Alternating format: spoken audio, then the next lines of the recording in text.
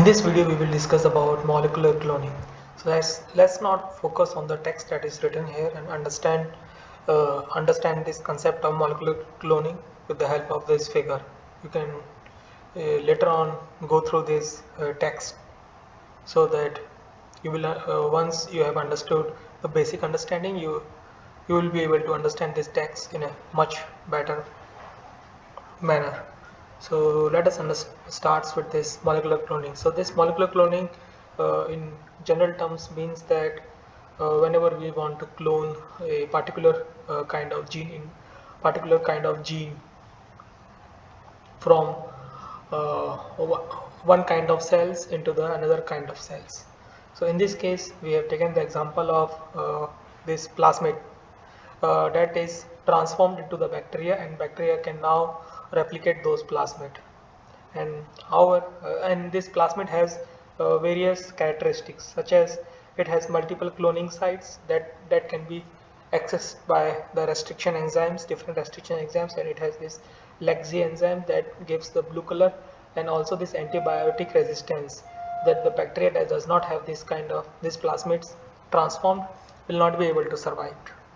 This is the characteristics that are present within the plasmids that are transformed into the bacteria. And in on the other side, we have this DNA that contains our gene of interest, and this gene of interest needs to be transformed or inserted into this plasmid. So how this is done? We will select restriction enzymes that can cut our gene of interest from the DNA, and also we use the same restriction enzymes that also cut this plasmid. And when it cuts the plasmid, it will leave this kind of sticky end, and this sticky ends, ideally we want these sticky ends to be binds to the gene of interest that has been cut by the restriction enzymes in the cells. And however, 100% there is no 100% efficiency that is uh, obtained in this kind of process. So what will happen? The third step is first, let us understand this. Third step is this: restriction enzymes cut the gene of interest from the cells, and also the restriction enzyme cuts the plasmid and creates a sticky end. After that, this uh, these restriction enzymes will be ligated into the plasmid, and there are different kind of ligations occur. First, these sticky ends will bind to each other. So these sticky ends, there are two sticky ends that or can be one sticky end. So let us consider the simple case of one sticky end. In the case of one sticky end, one of the possibilities is that the sticky ends binds to each other, and this is known as uh, uh, plasmid without any insert of without any gene insert. And the other case is that where restriction fragments are inserted, and so these are the two cases that can be observed. And in order to ensure that the fragments are binds properly, we also use this DNA ligase that helps in this phosphodiester bond. And after that, this ligation process occurs, then the cells are again transformed into the bacteria.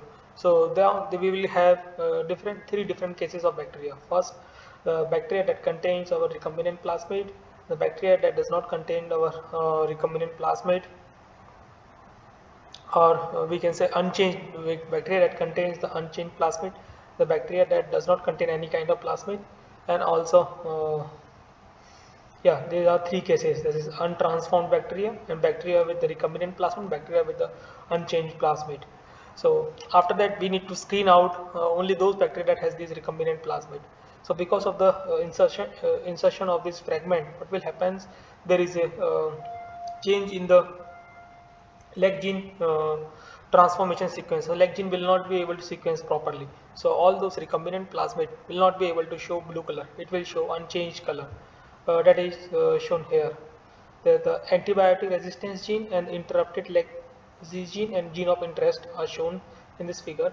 So how we will screen out only those bacteria that contain recombinant plasmid is that first this because of the insertion of the recombinant plasmid, the blue color will not be shown on the recombinant plasmid because its sequence will get like gene sequence will get disrupted. So our recombinant plasmid will have the original color of the plasmids, or it does not show any change in the color. And apart from this, the now we need to separate the recombinant plasmid and unchanged. Now we only have to focus on the bacteria that does not show any change in color. Now there are two possibilities: either the bacteria that has the recombinant plasmid, or the bacteria that does not have any kind of plasmid. So the bacteria that does not have any kind of plasmid will be killed, as they do not have the antibiotic resistance gene.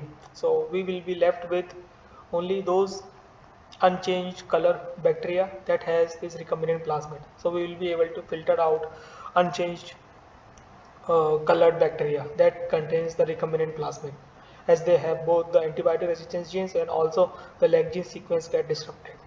After that, so that step is shown here, that in the ninth step we will only get the bacteria that has the recombinant plasmid, and thereafter we will extract this DNA by scaling up the bacteria and do the MIDI prep to filter out the plasmid of our interest and use it for our next experiments. I hope you got an idea about how this molecular cloning works. If you need to understand more about this molecular cloning, you can go through the reference that has been provided in the description. That's all for this video. Thank you for your time.